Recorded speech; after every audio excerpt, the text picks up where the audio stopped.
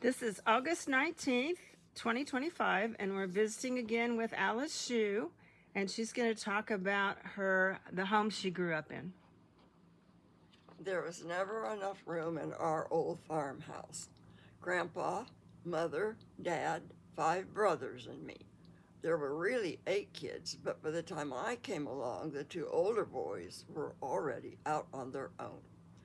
Living on a farm was a good place for a large family, as we always grew enough to eat.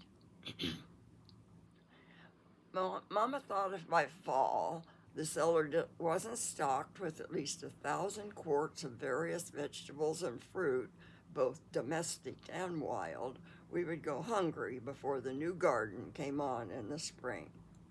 I was never sure if my folks had lots of children to help run the farm, or if we lived on a farm so all the kids would have enough work to do to keep them out of mischief. Either way, it seemed to work out. Being of Pennsylvania Dutch, my parents believed in keeping a neat place even if the kids did have to work. We never had to wonder what we would do when we arrived home from school, as the cows needed milked, the pigs slopped, and the chickens fed. There was always lots of fun things to do, so we were never bored. I learned to swim in an old stock pond, climb every tree in sight, and battle bumblebees with my brothers.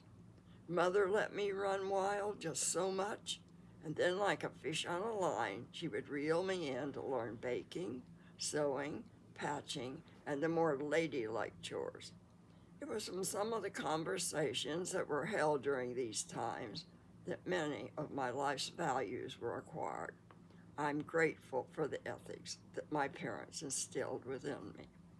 Even though Mother died my senior year in high school, many of Kate Seitz's proverbs helped to mold my character. Look for the most, look for the best in people, and that's what you'll see. Look for the worst, and you'll see that too. She taught me not to worry about my looks, but to be neat and clean and act as good as I live. Act as good as you look, and you'll be all right. And if that look, excuse me, and if they look that close, they ought to see something they shouldn't.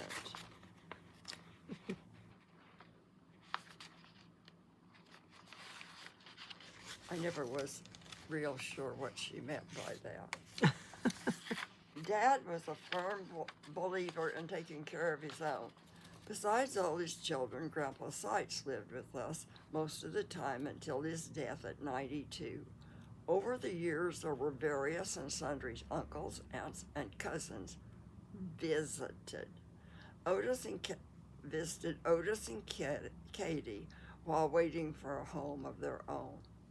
Once, when I was about 4, Uncle Jim, Aunt Belle, and their still growing brood stayed at our home for 6 months, bulging the walls of the old farmhouse with 18 people. They came from Arkansas, where they were starving to death, and so my dad and my brother went and got them and brought them to our house. Dad, with a good 6th grade education, believed his views on political subjects to be as sound as anyone, and he wrote many a letter with no punctuation on the beginning to end to his congressman. He always received a polite letter in return. I might say that the back of those letters was a nice white sheet that we kids used to draw pictures and things on. I can still remember my dad's loudly stated opinion on going on relief. Me and my family will starve first. We never went hungry, but to this day, a fragrant orange smells like Christmas to me. As a wife and mother, part-time homemaker supervisor, and somewhat of a belated student, my life is full and there isn't any room for boredom. After being married over 35 years, I still get a thrill out of waving at my husband as we meet going our different ways down the highway. The day doesn't go right if I miss waving and throwing a kiss to him as he backs out of the drive each morning. We started this habit the second day we were married, as he left for work and I stayed behind in our little one-room apartment. I don't know what happened to the first day. Of course, there have been times that I would have said, let's get a divorce, except I wasn't sure he wouldn't take me up on it. Being a mother is an absolute joy, although the teenager that lives at our house would deny this at least once a week. My elder daughter thinks mother's too work-oriented. I know they know I love them very much, and I know they love me very much. It's a real good feeling. Some dear Christian friends add icing to my life. I believe they would do anything for my family, and I hope they know I try to do anything they ask. The middle years have been easier in some ways than when I was a young adult. Even with some of the severe health problems our family has had and the tragic death of our only son, the hard times have strengthened me for the better. This is due to the unwavering goodness of God and his lovely son, Jesus. There's so much comfort in his word. Precious in the sight of the Lord is the death of his saints. Psalm 116:15. And even though the fig trees are all destroyed, and there's neither blossom nor leaf nor fruit, and though the olive crops lie barren, even if the flocks die in the field and the cattle barns are empty, yet I will rejoice in the Lord. I will be happy in the God of my salvation. The Lord is my strength, and he will give me the speed of a deer and bring me safely over the mountains. Habakkuk. That, I never could pronounce that right. 3:17-19. Truly, I am a child of God, a wife, a mother, a sister of thousands of fellow Christians. So many years of my life are already behind me, it's a little hard to perceive the immediate future being much different than it is today. I can't truthfully say I'm looking forward to being a grandmother because of the wickedness of this world, but if there are grandchildren, I'll be an absolute terrific grandma.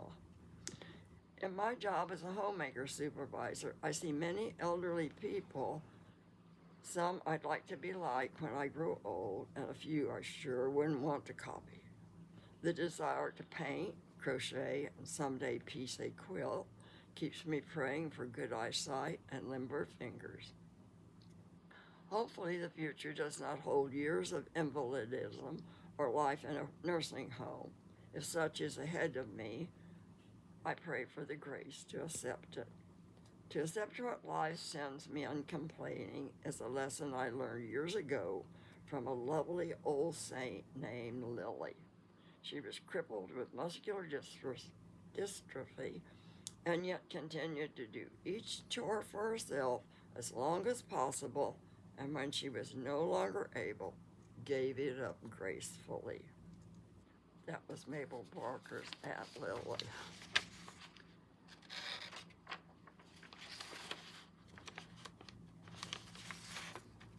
Believing the journey from birth to death on this earth is just a short time of learning in preparation for life beyond. I purposed in my heart long ago to live so that someday to hear, "Well done, thou good and faithful servant. Enter thou into the joy of the Lord." Matthew 25:21.